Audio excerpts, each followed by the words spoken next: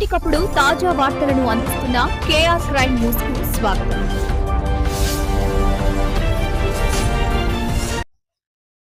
మరి ఈరోజు పెన్షన్ల పంపిణీకి ఉదయం 6 గంటలకే సూర్యుడు ఉదయించక ముందే ఈరోజు పెన్షన్ల పంపిణీ చేయడం చాలా సంతోషంగా ఉంది. రాష్ట్ర వ్యాప్తంగా ఈరోజు పెన్షన్ల పంపిణీ జరుగుతూ ఉంది. 1వ తారీఖు సండే వచ్చిందని, పబ్లిక్ హాలిడే వచ్చిందని ఒక్కరోజు ముందే 31వ తారీఖు ఈరోజు పెన్షన్ల పంపిణీ జరుగుతూ ఉంది.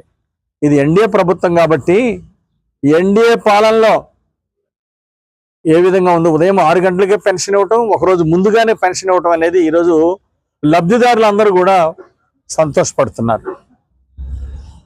ఈరోజు వాళ్ళకి ఎన్టీఆర్ భరోసా పెన్షన్లు వాళ్ళ జీవితానికి ఒక భరోసా ఇచ్చింది.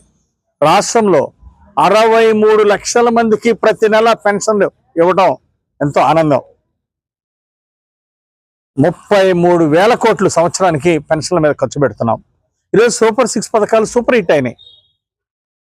ఈరోజు దేశంలోనే ఈరోజు ఆంధ్రప్రదేశ్ సంక్షేమ పథకాలకు పెద్ద ఎత్తున ఖర్చు పెడుతుందని ఈరోజు ప్రజలు జయజయలు పలుకుతూ ఉన్నారు.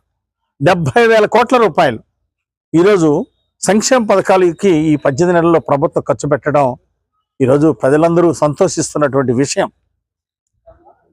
గతంలో ఉన్న రాక్షస పాలనకి నేటి ప్రజాపాలనకి ఎన్డీఏ కూటమి పాలనకి ప్రజలు తేడా తెలుసుకున్నారు. ఇది ఎక్కడైనా గంజాయి గుట్కాలు రాష్ట్రంలో కనిపించకుండా పోయినాయి. ఎక్కడ కనపడ్డా ఊరుకునేది లేదు.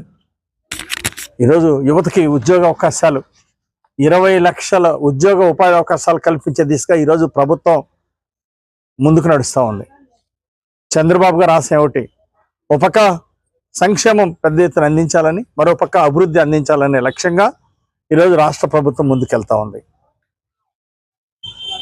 ఈరోజు వైసీపీ వాళ్ళు ఏదో గుళ్ళల్లోకి వెళ్ళి ఏదో పూజలు చేస్తాము అని చెప్పేసి చెప్పుకుంటున్నారు.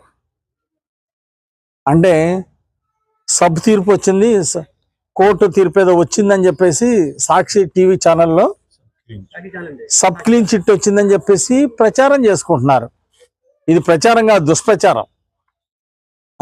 ఏమా ఎక్కడొచ్చింది మీకు సబ్ క్లీన్ చిట్? ఏమొచ్చింది? సిట్టు తీర్పులో క్లియర్గా కల్తీ నెయ్యి కలిపారు అని చెప్పేసి 1,000 కోట్ల రూపాయలు దోపిడీ జరిగింది అని చెప్పేసి, తిరుమల తిరుపతి లడ్డులో కల్తీ గెలిచిందని, వైసీపీ పాలనలో దోచుకున్నారనేది సిట్ ఎంక్వైరీలో క్లియర్గా తేలింది. సిట్ నిర్ధారించింది. దానికి మీరేం సమాధానం చెప్తారు? సిగ్గు లేకుండా మళ్ళీ ఈరోజు గుడిలో కార్యక్రమాలు ఏంటి? దేని కార్యక్రమాలు? మీరు ఈరోజు మీ ఆ వెంకటేశ్వర స్వామిని క్షమించమని చెప్పి పొర్లు తెల్లవారు పెట్టండి. క్షమాపణ చెప్పాలా, దేవుడికి క్షమాపణ చెప్పాలా, ప్రజలకు క్షమాపణ చెప్పాలా. జగన్ పాలనలో 2,510 కోట్ల రూపాయలు ఈ నెయ్యికి ఇచ్చినట్లు లెక్కలు చూపించారు. ఏ కంపెనీలు అయితే సప్లై చేశారో ఆ కంపెనీలు పాల్గొనలేదు నెయ్యి వల్ల. మరి ఎక్కడి నుండి వచ్చింది నెయ్యి? పాలు లేదు, పెరుగు లేదు, మేగడ లేదు. మరి ఎక్కడి నుండి వచ్చింది మీకు నెయ్యి? కల్తీ నెయ్యి, కెమికల్స్ తోటి ఈరోజు తిరుమల తిరుపతి పవిత్రతని దెబ్బతీసినటువంటి మిమ్మల్ని ప్రజలు క్షమిస్తారా? ఏం ముఖం పెట్టుకొని మీరు ఈరోజు మళ్ళీ కార్యక్రమాలు చేస్తున్నారు? సాక్షి టీవీ ఛానల్ కానీ, సాక్షి పత్రికలో కానీ ఈరోజు ఈ తీర్పు పట్ల సబ్ క్లీన్ చిట్ వచ్చిందని చెప్పేసి దుష్ప్రచారం చేసుకోవటం తీవ్రంగా ఖండిస్తున్నాం. ఏంటండి, వెంకటేశ్వర స్వామి మీద ఎందుకు మీకు ఇంత కక్ష? రాజశేఖర రెడ్డి కుటుంబం ఆనాడు రాజశేఖర రెడ్డి గారు 7 కొండల వాడిని అనాదిగా 7 కొండల వాడ వెంకటరమణ అని పిలుస్తా ఉంటే 7 కొండలు కాదు 5 కొండలు అంటాడు. హిందువుల మనోభావాలు దెబ్బతిన్నట్టు మీరు ఎందుకు ఈ విధంగా చేస్తా ఉన్నారు? తిరుమల శ్రీ వెంకటేశ్వర స్వామిని ఎందుకు ఇలా అపవిత్రపరిచే దుర్మార్గపు ఆలోచనలు ఎందుకు మీకు? ఆనాడు ఆయనేమో అట్టంటాడు, ఈయనేమో కల్తీ నెయ్యితో దోచుకున్నాడు. ఏంటండి, వెంకటేశ్వర స్వామి ప్రసాదాల్లో కల్తీ నెయ్యితోటి దోచుకోకపోతే మీరు ఆల్రెడీ గన్నుల్లో దోచుకున్నారు. జే బ్రాండ్ తోటి నాసిరకం మద్యం ఇచ్చి లక్షల మంది హాస్పిటల్ పాలయ్యారు, వేల మంది ప్రాణాలు బలిగొన్నారు. అంటే గనుల్లో దోచుకున్నా, జే బ్రాండ్లో బ్రాంది విస్కీల్లో దోచుకున్నా, ఎన్నింట్లో దోచుకుంటారు. చివరికి దేవుడు కూడా మీరు వదిలిపెట్టరా?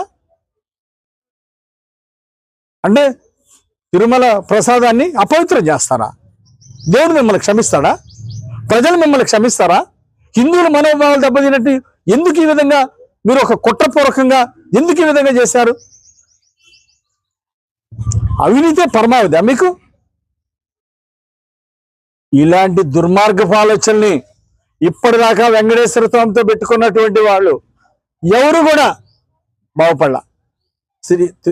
శ్రీ వెంకటేశ్వర స్వామితో పెట్టుకున్న వాళ్ళు భూస్థాపితం అయ్యారు.